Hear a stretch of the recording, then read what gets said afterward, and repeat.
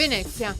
Poco dopo le 11 un uomo si è schiantato con il barchino contro una bricola insieme al meccanico che avrebbe dovuto rimettere in sesto il mezzo. Stavano effettuando un giro di prova per testare le prestazioni dell'imbarcazione nel canale della Giudecca all'altezza di Saccafisola. Per cause ancora al vaglio delle forze dell'ordine, il conducente ha centrato in pieno l'ostacolo. Sul posto è intervenuta un'idroambulanza del 118 che l'ha trasportato in codice rosso all'ospedale civile. Cavallino. Grave incidente stradale in via Fausta. Un uomo di nazionalità marocchina di 70 anni è stato travolto mentre attraversava la strada sulle strisce pedonali e scaraventato a terra dopo l'impatto con un veicolo guidato da una donna che non è riuscita a fermarsi in tempo.